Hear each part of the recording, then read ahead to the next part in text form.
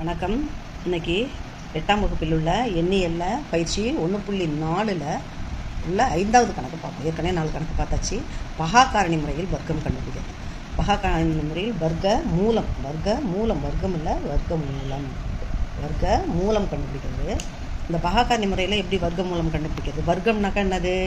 வர்க்கம்னா இப்போ 144 வர்க்கம் என்னன்னு கேட்டால் 144ஐயே இன்னொரு தடவை போட்டு பெருக்கிறது தான் வர்க்கம். இது வர்க்க மூலம் என்பது ஒரு எண்ணை அதே எண்ணால் வகுக்க கிடைப்பது மூலம் என்பது சிறியது. வர்க்க மூலம் என்பது சிறிய எண், கொடுக்கப்பட்ட எண்ணை விட சிறிய எண்ணாக இருக்கும். வர்க்கம் என்பது பெரிய எண்ணாக இருக்கும். இங்கே பாருங்கள், வர்க்க மூலம் அப்படின்னு சொல்லும்போது 144 அதை இங்கே ரெட்டை எண்ணாக இருக்கு பாருங்கள். இங்கே ரெட்டை எண்ணாக இருக்கிறதால நம்ம அழகாக என்ன செஞ்சிடலாம், 2ஆலே வைக்கும். இந்த 2ஆலே வைக்கலாம். இந்த 2ஆல் வைக்கும்போது 7 2 14 2 2 4 மறுபடியும் நம்மளுக்கு ரெட்டையாகவே கிடைக்கும். இங்கே ரெட்டையாகவே கிடைக்குது இல்லையா? அதனால் நம்ம என்ன செய்யணும், 2ஆலே வைக்கணும். 3 2 6 6 2 12 மறுபடியும் ரெட்டை எண்ணெய் கிடைக்குது. மறுபடியும் ரெட்டை எண்ணெய் கிடைக்குது.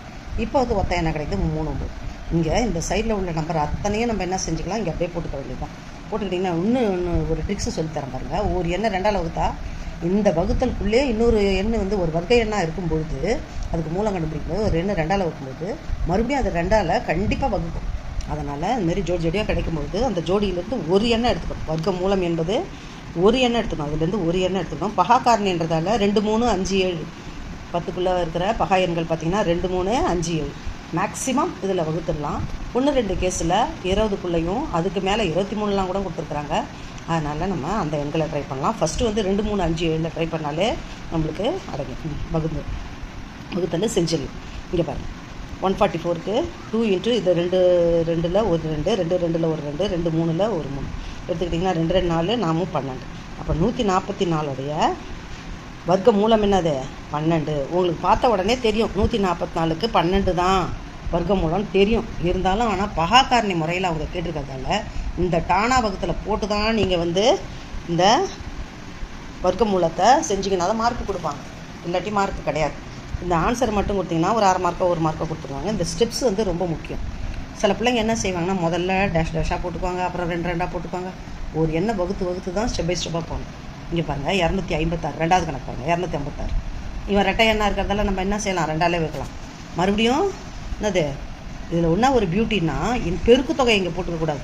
சாதா வகுத்தில் பார்த்திங்கன்னா பெருக்கு தொகையை போட்டுக்குவோம் அந்த ஒரு நம்பருக்கு கீழே. இதில் பார்த்திங்கன்னா பெருக்கு தொகையை போடக்கூடாது, ஈவை தான் எடுத்து கீழே போடணும். அதான் முக்கியமான பாயிண்ட். இங்கே பாருங்கள், 2ஆல் வைக்கிறீங்க, அந்த எண்ணில் பாதி தான் வரும். அது ஒரு குறிப்பாக நீங்கள் புரிஞ்சுக்கோங்க. 256னா அதில் பாதி, 128 2ஆல் வைக்கும்போது அதில் பாதி, அப்படி தான் நம்மளுக்கு வரும். நீங்கள் சப்போஸ் என்ன செய்வாங்க, சில தவறு பண்ணிவிடுவீங்க. அப்போ நீங்கள் அது கன்ஃபார்ம் பண்ணிக்கோங்க, பாதி தான் இருக்குதா அப்படின்னு சொல்லிட்டு. இப்போ 64 இந்த 32 6 2 2 4. அதே மாதிரி இங்கே 1 2 2 இந்த 1 மனசால் இங்கே வச்சுக்கிட்டா தான் 12ன்னு வரும். சில சமயம் நீங்கள் அந்த 1 விட்டுட்டு 2 2ன்னு போட்டுருவீங்க. அந்த மாதிரி ஒரு தப்புகள் நடக்கும்பொழுது இதில் பாதி எழுதியிருக்கோமா அப்படின்னு கன்ஃபார்ம் பண்ணிக்கோங்க. நீங்கள் 256னா 16ஆம் வாய்ப்பாடு தெரிஞ்ச பிள்ளைங்களுக்கு கண்டிப்பாக 256 ஸ்கொயர் ரூட்டு உங்களுக்கு 16ன்னு தெரியும். ஏன்னா 16 16 256ன்ற வாய்ப்பாடு தரவாக இருக்கும்பொழுது நம்ம கண்டுபிடிச்சிடலாம். ஆனால் இவங்க என்ன செஞ்சுருக்காங்கன்னா, பகாக்காரணியை கேட்டுக்கிறதால நம்ம இவனை எதாலே அடிச்சுக்கிட்டு வரலாம், 2ஆலே வகுத்துக்கிட்டு வரும்போது அந்த 2க்கெல்லாம் போட்டு ஸ்கொயர் ரூட், இங்கேயும் ஸ்கொயர் ரூட் போகணும், இங்கேயும் ஸ்கொயர் ரூட் போகணும். நீங்கள் அதுலேருந்து ஒரு நம்பரை எடுக்கும்போது தான் ஸ்கொயரை எடுக்கணும். இப்போ இந்த 2க்கு 2 அது போல் 4 2 வருது, அதே போல் 2 2 பெருக்கும்போது 16. The square root of 256 is equal to 16. Third sum பார்த்தீங்கன்னா 784. இங்கே பார்த்தீங்கன்னாக்கா 3 2 6 9 2 18 2 2 4. அவனையும் என்னது ரெட்டை நம்பராக வரதால நம்ம 2ஆல் வைக்கிறோம், 196 வரும். அப்புறம் அவனும் ரெட்டை நம்பராக இருக்கிறதால once again we can divide it by 2, so we get 98. So once again we get even number, so we can divide it by 2, we get 49. 7 7s are 49, no?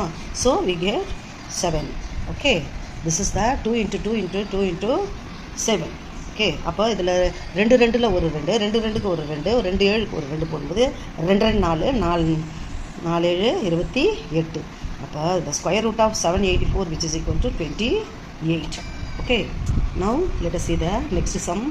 1156.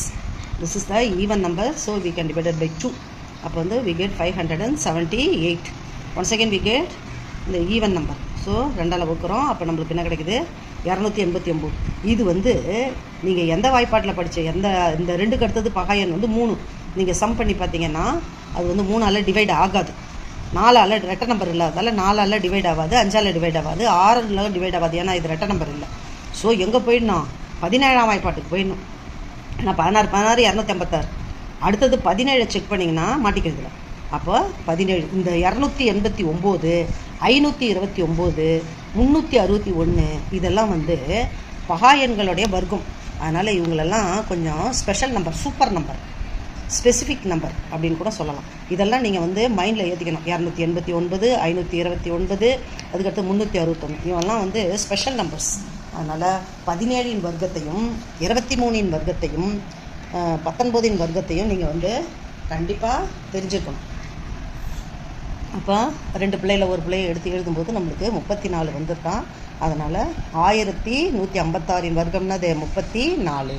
அப்புறம் அதே போல் பாருங்கள், இவனை கூட்டி பாருங்கள். இவன் வந்து ரெட்டை எண் இல்லை, 3ஆல் வகுப்படணும் அப்படின்னா நம்ம சம் பண்ணணும். இலக்கங்களை டிஜிட்ஸை வந்து சம் பண்ணும்பொழுது 7 7 14 18 வந்துட்டு 18 வந்து மல்டிபிள்ஸ் ஆஃப் 3ன்றதால so we can divide by 3.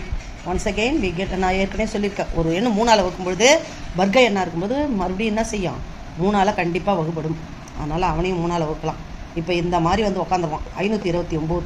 இவனை நீங்கள் 2ஆல் 3ஆல் 5ஆல் 7ஆல் போன்ற 4 பகாயன் 10க்குள்ளே பகாயன்களை வகுத்தாலும் வரமாட்டான்.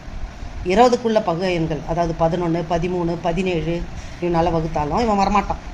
இவன் எங்கே வருவான்? 23 தான் வரும். அப்போ 23 எடுத்து நீங்கள் வகுக்கணும். அப்போ 23 இதெல்லாம் நீங்கள் 23 வாய்ப்பாடு போய் சொல்லிகிட்டு இருக்க முடியாது. அதனால் 289, 529 இதெல்லாம் மனப்பாடமாக நீங்கள் தெரிஞ்சுக்கிட்டிங்கன்னா 23 3 எவ்வளோ? 69. இதனுடைய ஸ்கொயர் ரூட்டுனது 69. இங்கே பாருங்கள் 9025 5ன்னு முடியறதால நம்ம எதால் வகுக்கணும்? 5ஆலே வகுத்துடலாம். அப்போ 1805 வரும். மறுபடியும் 5ஆல் வகுக்க 5ன்னு மறுபடியும் முடியுதா?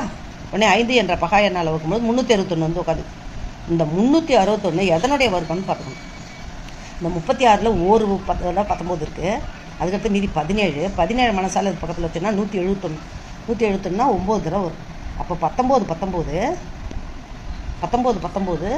என்னது? 361. ஸோ வி கெட் என்னது? 95. 5 × 95, 5 × 5, 19 × 19. ஸோ வி கெட் 5 × 19, 95 இஸ் தான் ஆன்சர். அதனால் ரொம்ப எளிமையாக போடுங்க, ஈஸியாக போடுங்க. Thank you children. பகா எண்கள்லாம் ரொம்ப ஜாலியாக போடுங்க. நிறைய எண்களை வந்து நம்ம வந்து பகா காரணிப்படுத்துதலை நம்ம டானா வகுத்தல் மூலயமா போடலாம். அடுத்தது நீள் வகுத்தல் முறையில் சந்திக்கிறேன்.